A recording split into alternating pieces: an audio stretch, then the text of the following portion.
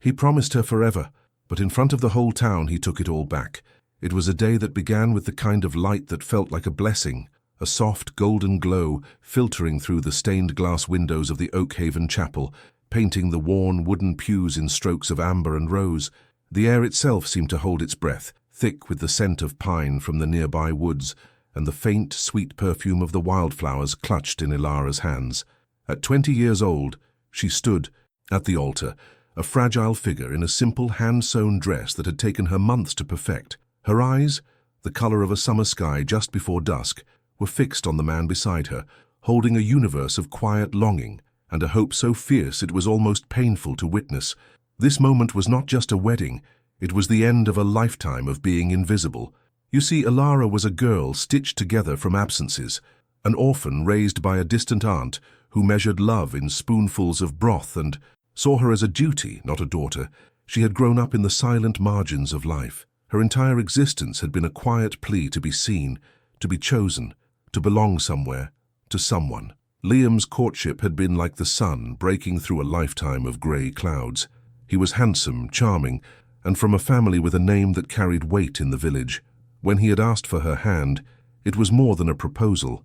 It was a validation, a promise that the gnawing fear in her heart, the fear of being fundamentally unworthy, was just a ghost, a shadow that was about to be banished forever by the light of this sacred vow.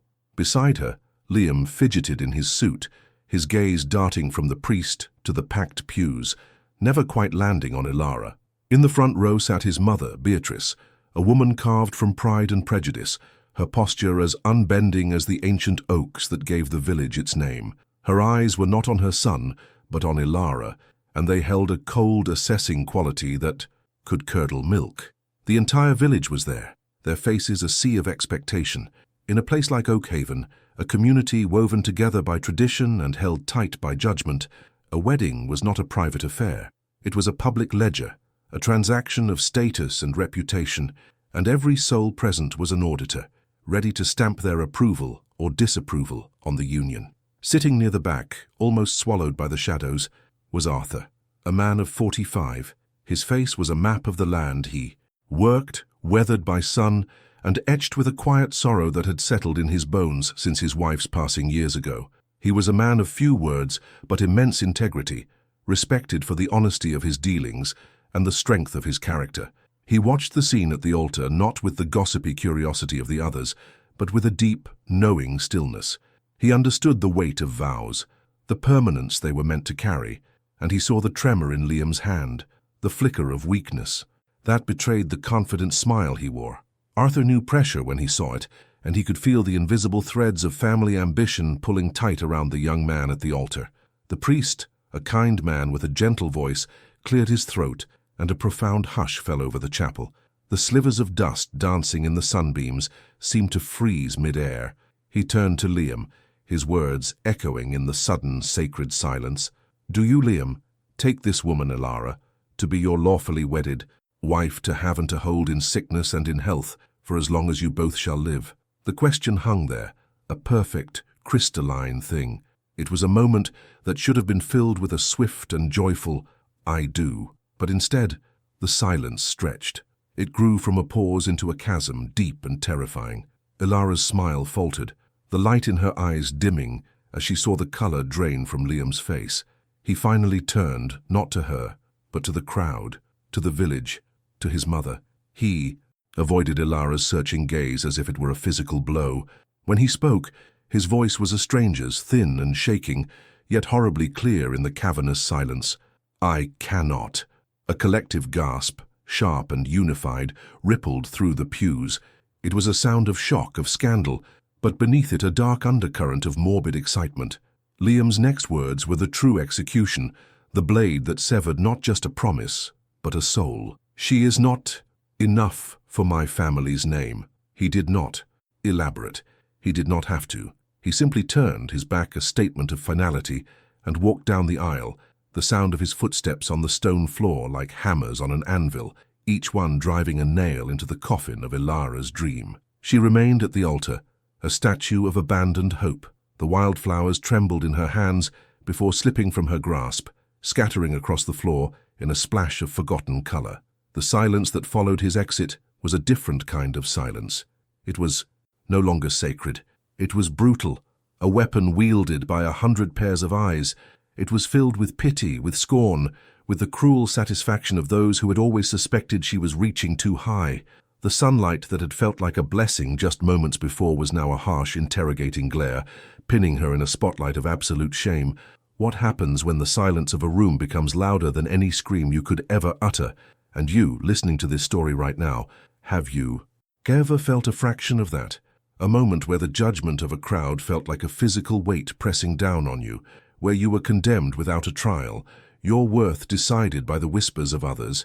If you have ever known the sting of being publicly misjudged, of having your truth ignored, then you know the prison Ilara found herself in. Leave a comment below if this story is touching a memory in your own heart, because this feeling of injustice is a wound many of us carry in silence.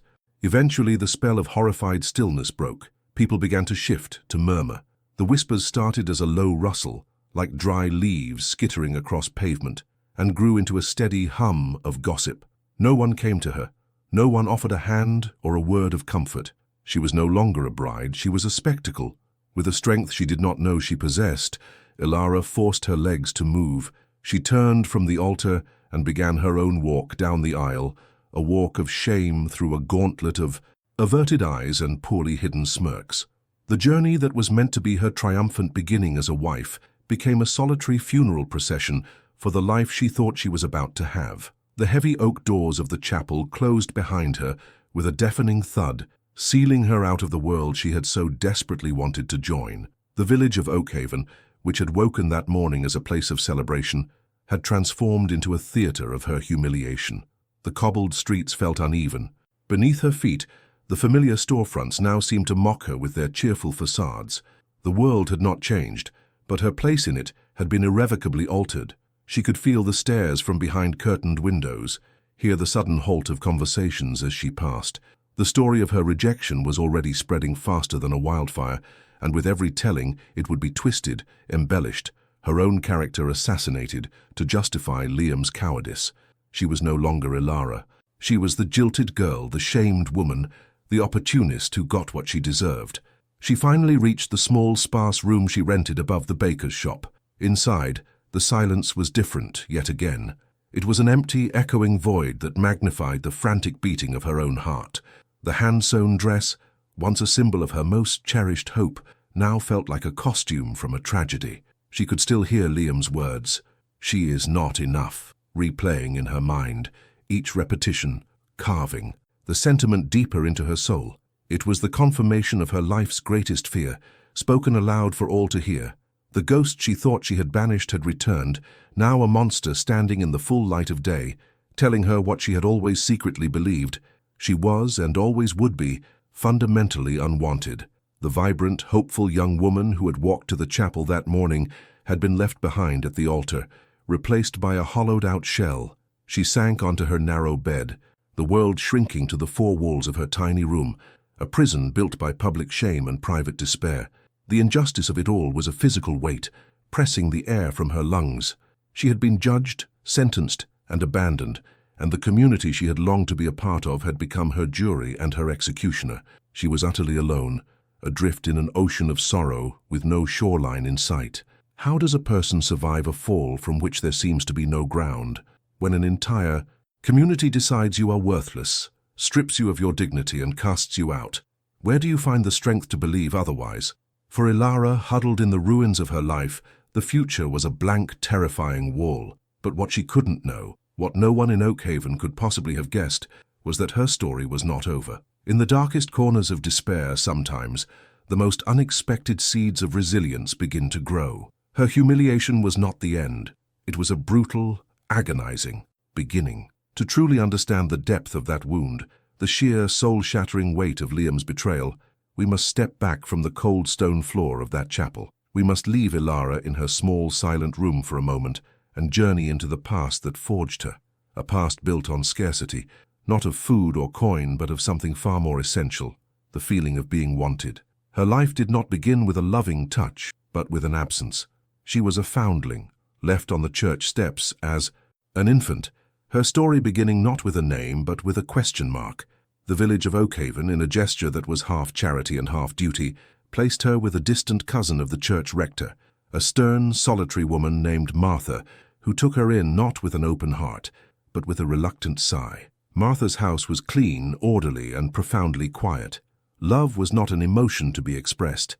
It was a resource to be conserved, and for Ilara the supply was always low. She was fed, clothed and sheltered, but her spirit was starved. She learned to move through the world like a whisper, to make herself small, to take up as little space as possible. Her childhood was a long, grey corridor of chores done in silence, of meals eaten with only the sound of a fork scraping a plate, of nights spent looking out her small window at the moon, wondering if the mother who gave her away ever looked at that same moon and thought of her. This wasn't a life of overt cruelty, but of a deep, permeating indifference that was perhaps more damaging. It taught her a devastating lesson, that her presence was a burden, her existence an inconvenience to be managed. Her one escape, her only source of color in a monochrome world, was her skill with a needle and thread. She could take scraps of forgotten fabric and stitch them into something beautiful, something with purpose. It was a quiet magic, a way to create the beauty she so rarely saw. Her dream was not of a grand life, of riches or a status. It was a simple, achingly humble fantasy, a small home of her own, a hearth that was always warm, and the quiet, steady presence of someone who saw her, truly saw her, and chose her. Someone who would not just tolerate her existence, but celebrate it. Have you ever felt that? That deep, primal need not just to be loved, but to be chosen, to be the one person someone looks for in a crowded room. It was the central hunger of Ilara's soul. When Liam entered her life, it was as if the sun had decided to shine only for her. He was the son of the most prosperous landowner in the region, a young man who could have had any girl in Oakhaven. Yet, he noticed her. He saw her sitting on a bench in the village square, her head bent over her needlework, and he stopped. He spoke to her, and his words were not laced with pity or condescension, but with a genuine, disarming charm. For the first time, Ilara felt the warmth of being seen not as an orphan or a charity case, but simply as a girl. His courtship was a whirlwind of small kindnesses that felt like grand gestures to a heart so unaccustomed to them.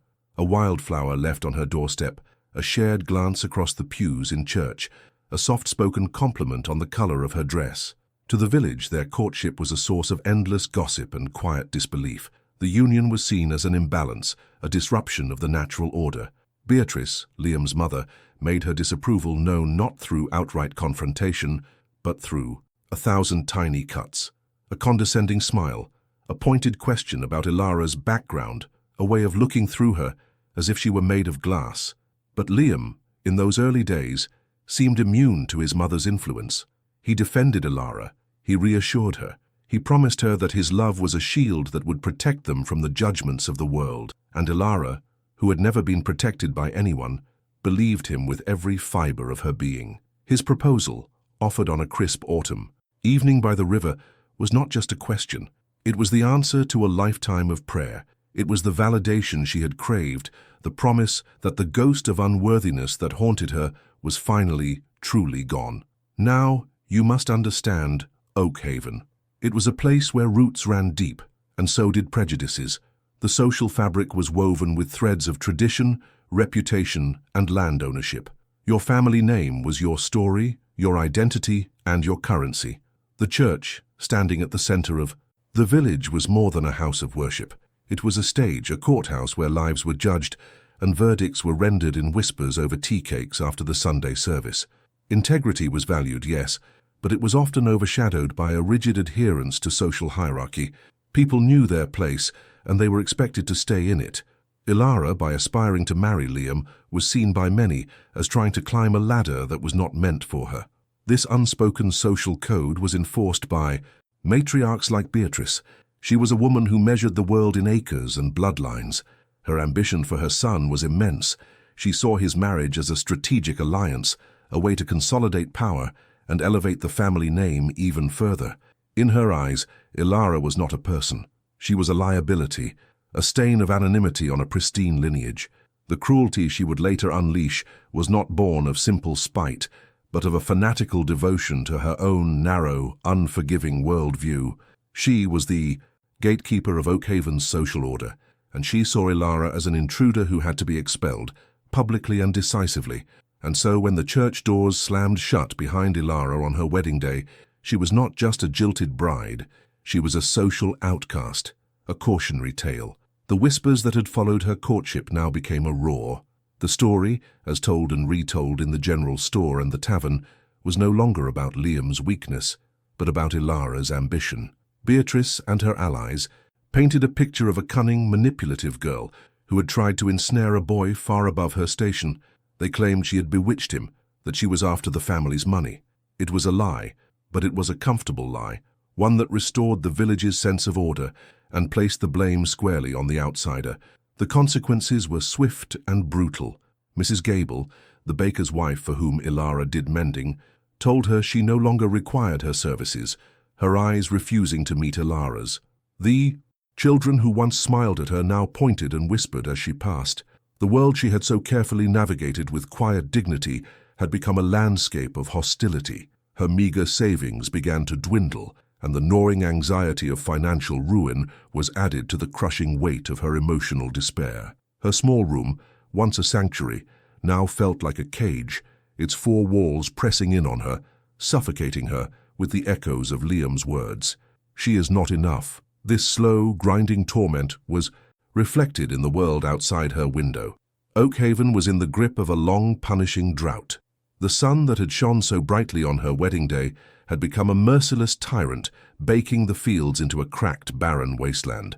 The river had shrunk to a muddy trickle, and the farmers, their faces etched with worry, gathered in anxious knots, their gazes constantly scanning the cloudless, metallic sky. The dust was everywhere, a fine, gritty powder that coated every surface, a constant reminder of the world's thirst. For Ilara, this drought was more than a backdrop. It was a mirror. The parched earth reflected the barrenness of her own future, the cracked soil a perfect image of her fractured heart. The entire world, it seemed, was withering alongside her spirit. She would spend hours just sitting, the unfinished wedding dress lying in a heap in the corner, a pale ghost of a dead dream. She replayed every moment of their courtship, searching for the lie, the sign she had missed. Was any of it real? Or had she been a fool, so desperate for a drop of kindness that she had mistaken a mirage for an oasis? This internal torture was in many ways worse than the public shaming. The village could steal her reputation, but this self-doubt was stealing her soul. She began to believe their narrative. Perhaps she was a fool, perhaps she had reached too high, perhaps this desolation was what she truly deserved. And what about Arthur? Throughout this, he watched. He was a man of the earth, and he understood its rhythms. He saw the drought not just as a lack of rain, but as a fundamental imbalance. He saw the same imbalance in the way the village had turned on Ilara. He was a man defined by a vow he had kept to his dying wife, a promise to live a life of quiet honor. His grief had hollowed him out years ago, but it had not broken him. It had instead given him a profound clarity, an ability to see past the noise of gossip to the heart of a matter. He saw Ilara's isolation, her withering spirit, and he recognized the familiar landscape of profound loss. He said nothing at first.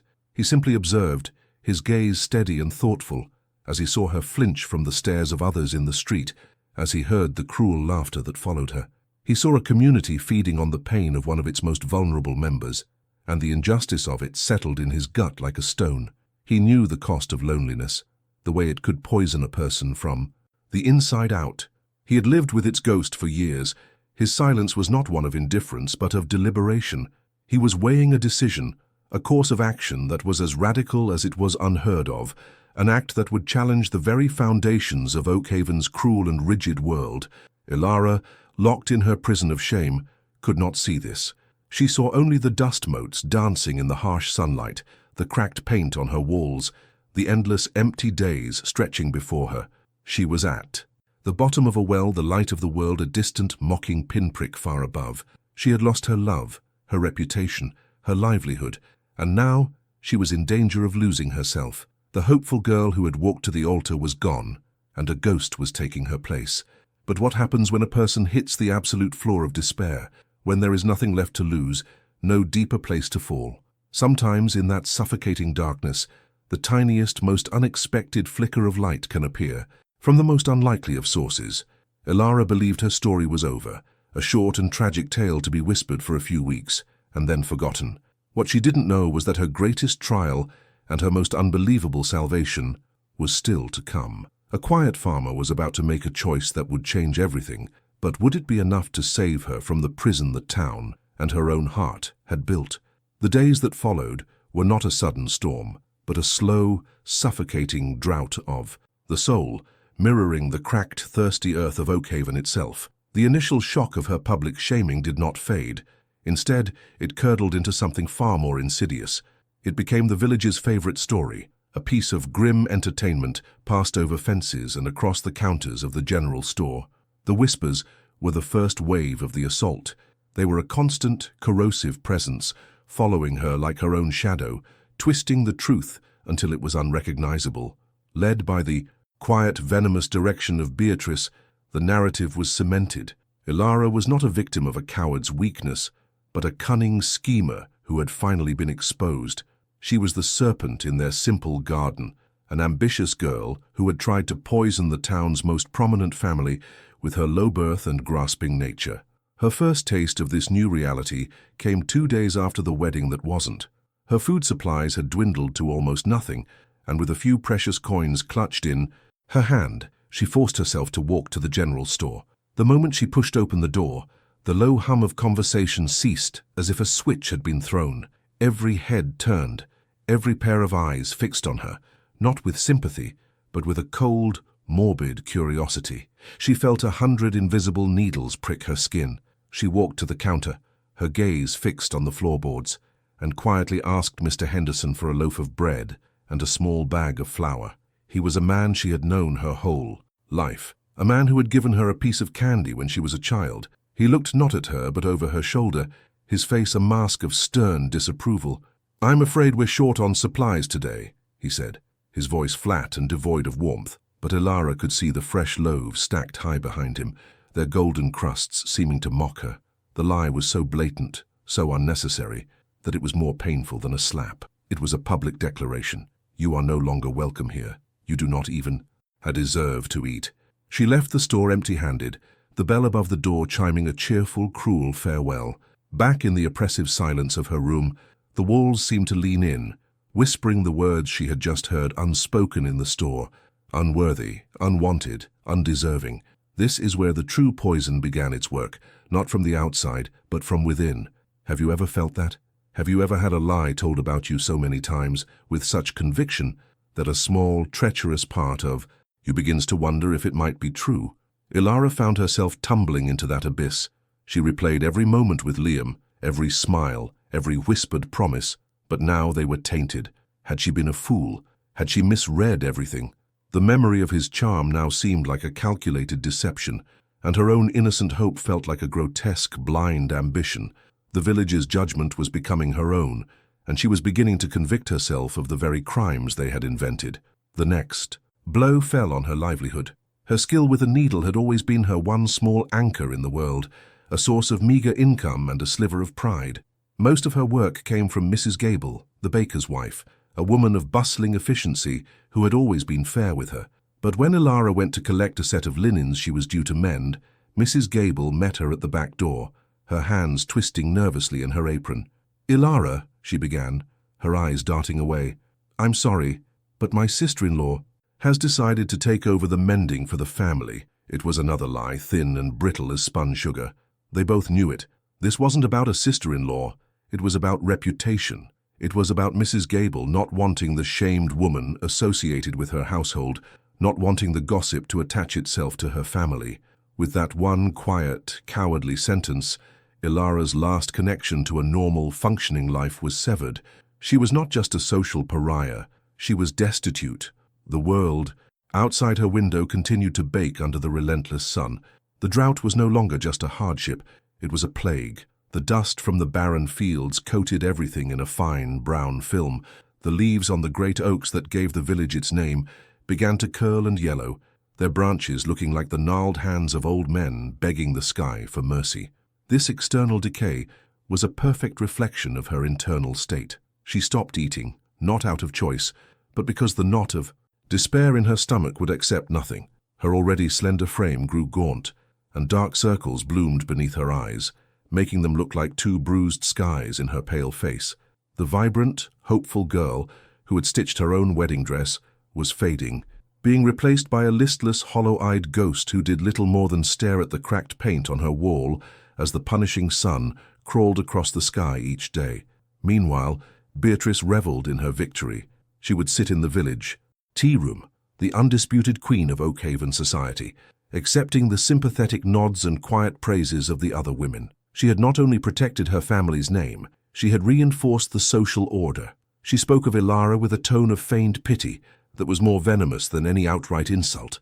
"The poor misguided girl," she would say, sighing dramatically. "She simply didn't understand her place. Liam, bless his heart, had to make a difficult choice for the good of us all." She was a master of her craft, painting a portrait of her son as a tragic hero and Ilara as a cautionary tale of overreach. She was solidifying her power, using Ilara's broken life as the foundation for her own elevated status. Her cruelty was not just an act of passion. It was a calculated, strategic demolition of another human being. Ilara's isolation was now absolute. She was an island in a sea of hostility. When she dared to walk through the village, a path would clear before her, as if she carried a disease. Mothers would pull their children close, whispering warnings into their ears. Even the church, the place that was supposed to offer solace, became a source of pain. The priest, when he saw her, would offer a tight, pained smile and a few empty platitudes about God's mysterious ways, but he made no move to intervene, to speak out against the injustice. He too was cowed by the power of families like Liam's. The institution that had been the stage for her humiliation now offered no sanctuary, its silence a form of complicity. She was utterly, terrifyingly alone, trapped with the relentless echo of Liam's voice in the prison of her mind. One evening, as dusk bled purple and orange across the parched horizon, she saw him. Liam was walking on the opposite side of the street, his head down, his shoulders slumped. For a single shattering moment, their eyes met across the dusty expanse. In his, she saw not hatred or indifference, but a flicker of something she recognized. Deep, pathetic shame. A part of her, a part she thought had died at the altar, leaped with a wild, desperate hope. Perhaps he would cross the street. Perhaps he would finally offer an explanation, an apology, a single word to grant her some kind of peace. But the moment passed. He flinched as if struck, tore his gaze away and quickened his pace, disappearing into the gathering shadows. That single cowardly act was worse than his initial rejection. It confirmed that he knew what he had done was wrong, but he was too weak, too spineless to even acknowledge her pain. He left her standing there, the last ember of hope in her heart finally extinguished, leaving nothing but cold grey ash. That night, something inside her finally broke. The fight was gone. The quiet resilience that had carried her through a lifetime of being overlooked had been ground down to nothing. She looked at her reflection in the small, cracked mirror above her wash basin and saw a stranger. She saw what the village saw, a gaunt, haunted creature with desperate eyes. She saw the fool, the schemer, the girl who was not enough. The whispers from the outside had finally become her own inner voice, a relentless chorus of self-hatred. She had not only lost the world's respect, she had lost her own. She finally truly believed that she deserved this desolate emptiness, that this pain was her rightful place in the world. The final practical blow came the next morning. A sharp rap on the door revealed Mrs. Gable, her face etched with a mixture of pity and grim duty. "Ilara," she said, avoiding her eyes, "the rent is 2 weeks past due. Mr. Gable, he says, if you can't pay by the end of the week, you'll have to leave the room." Eviction. The word hung in the air, heavy and final. It wasn't just a room, it was the only space in the entire world that was hers, the last flimsy barrier between her and utter ruin. Now, even that was being taken away. The injustice of it all was a physical weight, crushing the air from her lungs. She had been publicly humiliated, socially ostracized, stripped of her work, and now she would be cast out onto the street, with nowhere to go, and not a single soul to turn to. That afternoon she walked. She didn't know where she was going, her feet just moved, carrying her away from the suffocating judgment of the village. She found herself at the edge of the woods, near the riverbed, that was now just a wide, sun-baked scar of cracked mud and bleached stones. She sank to the ground, the dry earth hot and rough beneath her fingers. She looked at her hands, the hands that had stitched a future that would never come, and she felt nothing. The pain was so immense it had become a kind of numbness, a vast, empty void. The sun beat down on her, but she didn't feel its heat. The world had shrunk to this single, desolate moment. There was no past, no future, only this crushing, silent present. A thought, soft and insidious as a snake in the dust, slithered into her mind. It would be so easy to just stop, to lie down here and let the world fade away, to let the dust cover her and simply disappear. She closed her eyes, her body slumping against the hard, unforgiving ground. Every ounce of strength, every flicker of hope had been bled out of her. The village had won. Beatrice had won. Liam had won. They had successfully erased her, not just from their community, but from her own life. She was a ghost long before she was dead, a hollowed-out vessel of shame and sorrow. This was the bottom. This was the point of no return, the moment where a soul either gives in to the darkness completely or finds a reason, any reason, to take one more breath. But as she lay there, broken on the cracked earth, it seemed there were no reasons left. What could possibly pull a person back from the edge of such a precipice when the entire world has pushed them towards it? Just as the thought of surrender began to feel like a strange, peaceful release, a change occurred. It was not a sound nor a sight, but a feeling, a single cool kiss on her hot, dusty forehead. Ilara's eyes fluttered open. Another drop landed on her cheek, tracing a clean path through the grime. She sat up, her movements slow and stiff, and looked at the sky. The relentless, brassy dome of blue was gone. In its place, a bruised, purple-grey blanket of clouds had gathered, silent and heavy, as if the heavens themselves were holding their breath. A low, distant rumble, more a vibration in the chest than a sound, echoed across the valley. And then it began. Not a storm, not a downpour, but a slow, hesitant patter, as if the sky was unsure it remembered how to weep. The first drops hit the cracked earth with a soft hiss, releasing a scent that was almost holy. The smell of dust and dry soil meeting water for the first time in months, an earthy perfume of profound relief. It was the scent of life itself being remembered. The rain grew steadier, each drop a tiny hammer tapping away at the hard crust of the land and at the equally hard crust of Ilara's despair. She did not move to seek shelter. She simply sat there, tilting her face to the sky, letting the cool, clean water wash over her. It was not a baptism of hope, not yet, but it was a cleansing. It was washing away the sweat, the dust, and for a moment it felt as if it could wash away the shame, diluting the poison that had saturated her soul. The world, which had been so harsh and unforgiving, was suddenly offering a moment of unexpected grace. Through the thickening curtain of rain, a figure emerged from the direction of the village. It was a man, walking with a steady, unhurried gait, not flinching from the downpour. He carried no umbrella, wore no hat. He seemed to be a part of the landscape as weathered and resolute as the ancient oaks. As he drew closer, Ilara recognized the broad shoulders and the quiet, deliberate stride of Arthur. He stopped a few feet from her, his gaze taking in her soaked dress, her thin frame, her face streaked with rain and tears she hadn't even realized she was crying. There was no pity in his eyes, none of the morbid curiosity she had grown so accustomed to. There was only a deep, quiet recognition, the look of a man who has stood on his own desolate shore and knows the terrain of sorrow well. He did not speak at first. He simply shrugged off his heavy wool work coat, the fabric dark and damp with rain, and stepped forward. He draped it over her shoulders. The coat was heavy, smelling of damp earth, wood smoke, and something indefinably honest. Its weight was a comfort, a solid, tangible presence in a world that had become flimsy and unreal. It was an anchor. Only then did he speak, his voice low and calm, a gravelly sound that was not softened but somehow amplified by the drumming of the rain around them. "The ground is no place for you," he said simply. "Let me walk you home." It was not a question, but a statement of fact, delivered with a quiet authority that left no room for argument.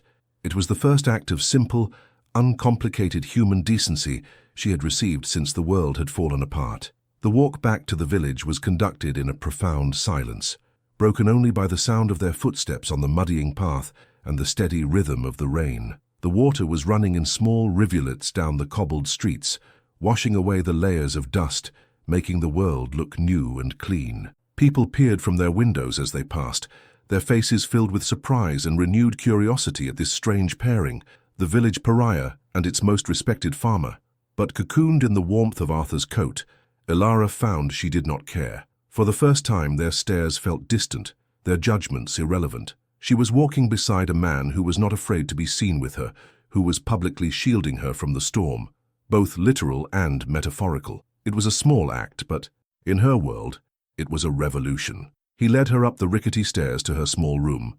The air inside was stale and suffocating, a museum of her despair. Arthur's presence seemed to fill the space, not with intrusion, but with a quiet, grounding energy. He looked around, his eyes missing nothing: the single chair, the narrow bed, the pathetic lack of food on the shelf, the wedding dress still crumpled in the corner like a fallen bird. His face, a mask of stoic calm, tightened almost imperceptibly at the corners of his mouth. He looked at her, at the hollows beneath her eyes and the tremor in her hands, and she saw in his expression a deep, resonant sorrow, not for her, but with her. He understood this kind of emptiness. He had lived in its house for years. He finally broke the silence, his words chosen as carefully as a man placing stones to build a foundation. "I was there," he said, his gaze unwavering. "In the church. I saw what was done to you. It was a coward's act. And this village is feasting on your pain because it is easier than admitting its own weakness." He paused, letting the truth of his words settle in the room. "My wife, Sarah," he continued, his voice softening with the memory, "she believed in two things above all else: the honesty of the soil and the integrity of a vow. She has been gone for 5 years, and my house has been silent ever since. It is a good, strong house, but it has no life, just like you are a good, strong person, with no sanctuary." He took a step closer, and the air grew thick with the weight of what he was about to say. This was no idle conversation. This was something else entirely. "Elara," he said, her name sounding solid and real in his mouth, "I cannot offer you what that boy promised. I cannot give you a young man's passion or a life of ease. My hands are rough and my heart is quiet. But what I can offer is a vow that will not be broken." He took a deep breath. "I am asking you to be my wife. This will not be a marriage of romance, but one of respect. I will give you my name, a name this village will not dare to slander. I will give you my home, a roof that will not be taken from you. I will be a shield between you and their cruelty. In return, all I ask is that you bring a little life back into my silent house. I am offering you a partnership, a safe harbor." The proposition hung in the air, so audacious, so utterly unbelievable that for a moment Elara thought she had imagined it. Marry him? A man twice her age, a man she barely knew? Her mind reeled, searching for the trick, the hidden cost. Life had taught her that nothing was free, that every act of kindness was a debt to be repaid. Was this pity? A grand gesture of charity that would make her even more beholden, even more pathetic in the eyes of the world. But then she looked into his eyes. They were clear, steady, and filled with a profound and weary honesty. There was no deceit there. She saw a man offering a solution, a practical, radical, and deeply decent way out of an impossible situation.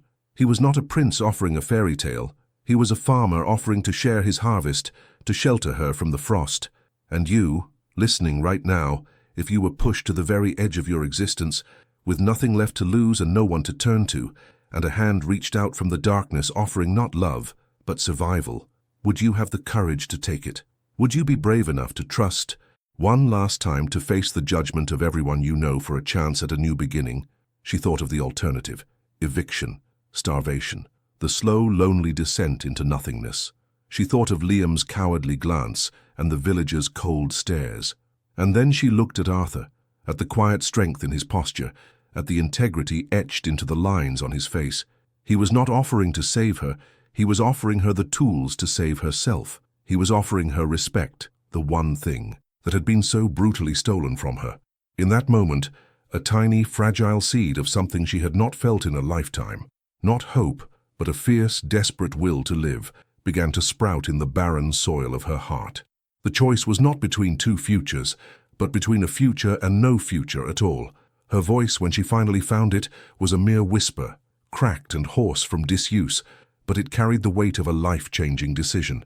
"Yes," she said, a single word that would change everything. A vow accepted, not in a sun-drenched chapel filled with flowers, but in a small dark room with the sound of rain as their only witness. She had just made a pact with a stranger, a desperate gamble that would either be her salvation or her final, most devastating mistake. The rain outside had softened to a gentle drumming, the world washed clean and waiting, but she knew, with a certainty that chilled her to the bone, that the storm was far from over. The real tempest was yet to come, and what was to follow would be the most decisive night of her life. The Harvest Festival was the heart of Oakhaven, the one day a year when the village set aside its quiet judgments and celebrated the earth's bounty. The air was thick with the sweet, smoky scent of roasting corn and the sharp, festive tang of pressed cider. Fiddles scraped out lively tunes that tangled with the laughter of children, and the late afternoon sun cast long, golden shadows across the town square, which was now a vibrant tapestry of stalls and games. For Elara, walking into this scene on Arthur's arm was like stepping into another world. It was the first time she had been a part of a public gathering since her shaming, and every nerve in her body was a tightly wound string, vibrating with a mixture of dread and a fragile newfound resolve. She wore a simple dress of dark blue, the color of a twilight sky, and for the first time in months, her shoulders were back, her head held not with defiance, but with a quiet, solid dignity. Arthur's presence beside her was a bulwark. He moved through the crowd with the same steady, unhurried pace he used to walk his fields. He greeted his neighbors with a quiet nod, his hand resting gently on the small of Ilara's back, a simple, proprietary gesture that was as powerful as a fortress wall. It was a silent declaration to the entire village. She is with me. She is mine to protect. She is one of us now. The villagers, in turn, reacted with a mixture of awe and confusion. Arthur was a man of immense unspoken authority in Oakhaven. His integrity was a local legend, as solid and dependable as the granite bedrock beneath their fields. To see him so publicly align himself with the woman they had so viciously cast out was a profound disruption to their established narrative. The whispers did not stop, but their tone had changed. The smug certainty was gone, replaced by a grudging, uncertain curiosity. They found a spot near the great bonfire that would be lit at dusk, sharing a cup of warm cider. For a while there was a sense of peace. Ilara watched the families, the children with sticky faces, the young couples stealing glances, and felt a pang of what might have been. But it was a distant ache now, not a raw, gaping wound. The life she was building with Arthur was not the life she had dreamed of, but it was real. It was solid. It was safe. She was learning the rhythms of the farm, the language of the seasons, the comfort of a shared, quiet meal at the end of a long day. The silence in Arthur's house was not the empty, echoing silence of her lonely room. It was a peaceful silence, filled with the steady presence of a man who asked nothing of her, but to simply be. It was a kind of healing she had never imagined possible, but peace in a place like Oakhaven is a fragile thing. As the sky began to bleed into the deep oranges and purples of sunset, a figure detached itself from a group of the town's more prosperous women and began to move towards them. It was Beatrice. She moved with the predatory grace of a hawk, her eyes fixed on Ilara, her face a mask of cold fury. The festive hum of the crowd seemed to dim around her, a bubble of silence expanding as people sensed a confrontation was imminent. Arthur felt Ilara tense beside him, and his hand tightened reassuringly on her back, his body shifting slightly to stand between her and his son's mother. But Beatrice was not to be deterred. She stopped directly in front of them. Her voice, when it came, was not loud, but it was sharp and clear, slicing through the air like a shard of glass. "Well, well," she began, a cruel, thin smile playing on her lips. "The little stray has found herself a new kennel. I must congratulate you, Ilara. Your ambition is truly something to behold. When my son proved too clever for your trap, you simply set your sights on a lonely old man with a full barn and a heavy purse." The accusation was so vile, so public, that a collective gasp went through the onlookers who had begun to form a circle around them.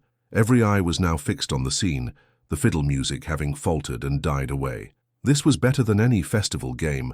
This was a public execution, round 2. Beatrice's words were aimed at Ilara, but her venom was intended to splash onto Arthur as well, to shame him for his choice, to reassert her dominance over the village's social order. Arthur took a step forward, his face a thundercloud of quiet rage. His voice was a low growl. "Beatrice," he warned, "you will hold your tongue." But Beatrice merely laughed, a short, ugly sound. "And why should I?" Should we all stand by in silence while this nobody bewitches the most respected man in our community? Tell me, Arthur, what spells did she weave? What promises did she whisper in the dark to make you forget your place, to make you forget the memory of your dear Sarah? The mention of his late wife was a deliberate, calculated cruelty, a knife twisted in an old wound. Ilara saw a flicker of profound pain in Arthur's eyes, and in that instant something inside her shifted. The fear, the dread, the years of feeling small and worthless, it all burned away, replaced by a clean, cold fire. It was one thing to endure their scorn herself. It was another thing entirely to watch them use her to wound this good, decent man who had offered her a kindness she thought no longer existed in the world. Before Arthur could speak again, Ilara gently placed a hand on his arm, a silent request for him to stop. She then took a single step forward, out from behind his protective shadow, and faced Beatrice directly. The entire village held its breath. They expected tears. They expected a terrified retreat. They expected the shamed girl to crumble as she had at the altar, but the woman who stood before them was not that girl. Her gaze was level and clear, her posture straight and unbroken. When she spoke, her voice was not loud, but it carried an astonishing weight, a quiet authority that commanded the silence. "You are wrong, Beatrice," she said, her tone calm and measured. "You speak of traps and spells because you cannot comprehend a simple act of human decency. You see the world as a ladder of status and coin, so you assume everyone else is climbing just like you." She paused, her eyes sweeping over the faces in the crowd. The people who had judged her, whispered about her, and turned their backs on her. For weeks, this village watched me starve. You watched me wither away under the weight of a lie your family created. Not one of you offered a hand. Not one of you offered a word of comfort. You preferred the comfort of your judgment to the burden of compassion. Her gaze then fell upon Liam, who was standing near the edge of the crowd, his face pale, trapped in the horrified inertia of his own weakness. He looked like a boy caught in a crime, desperate to be anywhere else. Ilara's eyes softened, but not with affection. It was with something far more devastating. "And you, Liam," she said, her voice now filled with a profound, aching clarity. The entire village leaned in, desperate to hear the condemnation, the angry outburst they felt he deserved. But what came next was a blow far more powerful than any insult. "I used to think I hated you," she said softly, "but I don't. I pity you. I don't pity you for leaving me at the altar. I pity you because you have a heart, but you are too weak to listen to it. You let your mother's ambition and this village's fear dictate your life. You will spend the rest of your days living a life that was chosen for you, always wondering what might have been if you had found a single ounce of courage. You didn't break my heart, Liam. You gave yours away." The truth of her words hung in the air, absolute and undeniable.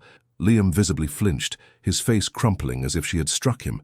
He had been stripped bare, not by anger, but by a truth he could not escape. Finally, Ilara turned her gaze back to Beatrice, and the fire was back in her eyes, but it was a righteous fire now, not one of anger, but of pure, unshakable conviction. "You want to know what this man," she said, turning to place her hand in Arthur's, their fingers lacing together, "offered me. He did not offer me a fortune. He offered me respect. He saw a human being in pain and offered a shield when the rest of you were sharpening your stones. He gave me his name, and I will honor it for the rest of my life because it is the name of a man of integrity, something your family's wealth could never buy." She finished, and the silence that followed was a different kind of silence than the one in the church. It was not the silence of judgment. It was the silence of awe. It was the sound of 100 people being forced to look in a mirror and confront the ugliness of their own complicity. The spell was broken by a single, unexpected sound. An old farmer at the edge of the crowd, a man known for his bluntness, spat on the ground in Beatrice's direction and said loud enough for all to hear, "She's right. It was a damn shame what we let happen." That was all it took. The tide did not just turn, it was a flash flood. Faces that had been smug with curiosity now flushed with shame. People began to turn away from Beatrice, not with pity, but with a quiet, burning contempt. They looked at her and no longer saw a powerful matriarch. They saw a cruel, bitter woman who had tried to destroy girl for sport. Her power, which was built entirely on the foundation of public opinion, crumbled to dust in that single moment. She stood there, isolated in a circle of averted gazes, her mouth slightly agape, for the first time in her life, utterly defeated and alone. Arthur squeezed Ilara's hand, his eyes shining with a pride so profound it was almost overwhelming. He leaned down and whispered in her ear, his voice thick with emotion, "Sarah would have loved you." And in that moment, Ilara knew she was truly home.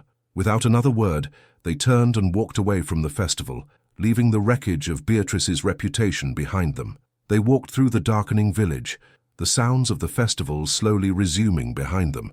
But it was a different sound now, more subdued, as if the village itself was contemplating its own soul. They were no longer a strange, pitiable couple. They were a man and a woman of undeniable strength and character, and every person they passed now looked at them with a newfound, profound respect. The walk back to the farmhouse was quiet, the air cool and clean, smelling of wood smoke and the rich, damp earth. When they stepped inside, the warmth of the hearth enveloped them. The house was no longer just Arthur's house, it was their home. The silence that greeted them was comfortable, a shared space of understanding that needed no words. Arthur stoked the fire, sending a shower of bright orange sparks up the chimney, while Ilara lit a lamp, its soft golden glow pushing back the shadows. She turned and looked at him, at his strong, weathered profile illuminated by the firelight, and her heart was filled with a feeling so deep and powerful it left her breathless. It was not the dizzying, hopeful infatuation she had felt for Liam. This was something quieter, stronger, and infinitely more real. It was a love born not of promises, but of actions. It was a love forged in the fires of adversity, built on the solid bedrock of respect and sealed with a vow of human decency. He turned from the fire and his eyes met hers across the room. He saw it. He saw the transformation in her, the quiet strength that had bloomed from the seeds of his kindness. And she saw in his gaze not just pride or protection, but a deep, stirring affection that mirrored her own. He crossed the room in 3 long strides and stood before her. He gently cupped her face in his large, calloused hands, his touch surprisingly tender. He did not speak. He did not need to. He simply looked at her, his eyes saying everything his quiet nature kept locked away. And in that look, she understood that his proposition had not just been about giving her a sanctuary, it had been about finding one for himself. They had saved each other from the silence. Months later, the harsh memory of the festival had faded into a distant story, a chapter in a book that was now closed. The seasons had turned, and the land, blessed by the rains, had yielded a rich harvest. The name of Beatrice was now spoken only in hushed, pitying tones. Her social reign was over, leaving her a bitter queen of a non-existent kingdom. Liam, it was said, had left Oakhaven, unable to bear the weight of the pitying glances that followed him everywhere he went. But on Arthur's farm, life was simple and good. One crisp autumn morning, Ilara stood on the porch, watching Arthur in the fields. He was mending a fence, his movements economical and sure, a man perfectly in tune. With the land he worked. The sun caught the silver in his hair and a warm, easy smile touched Ilara's lips. She brought him a mug of hot coffee, and he stopped his work, wiping the sweat from his brow with the back of his hand. He took the mug, their fingers brushing, a simple, familiar touch that sent a current of warmth through her. They stood there for a moment in comfortable silence, looking out over the fields, a patchwork of gold and brown under the vast blue sky. "It's a good life," he said, his voice a low rumble. Ilara leaned her head against his strong shoulder, breathing in the scent of earth and honest work. "Yes," she whispered, her heart full. "It is." It was not the life she had once dreamed of, standing at an altar in a white dress. It was something better.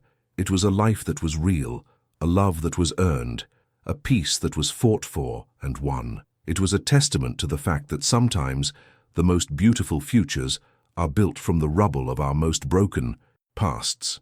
How many times in our own lives are we put into a cage not of steel bars but of judgment, a cage built by the whispers of others, by a single mistake, or by a perception that we cannot seem to shake? We are told who we are, what we are worth, and too often we begin to believe it. Ilara's story is a powerful reminder that the door to that cage is never locked from the outside. The key is courage. The key is finding that one voice, whether it comes from a kind stranger or from deep within yourself, that tells you that you are worthy of respect, worthy of dignity, worthy of a new beginning. Her victory was not in seeing her enemies fall. It was in the moment she stood tall and reclaimed her own truth, refusing to be defined by their lies any longer. True strength is not the absence of fear or pain. It is the ability to look that pain in the eye and declare that it will not be the end of your story. It is the quiet resolve to build a new life from the ashes of the old one, to find love in the most unexpected of places, and to understand that a vow of simple human decency can be more powerful than any grand romantic promise. The world will always have its judges, its whispers, and its moments of crushing injustice, but it will also always have its Arthurs, its quiet acts of kindness, and its harvest festivals where the truth, finally, can be brought into the light. If this story of resilience and unexpected love has touched your heart, if you have ever faced a moment where everything seemed lost only to find a new path forward, share that strength with us. Write in the comments below, I too have lived a turning point.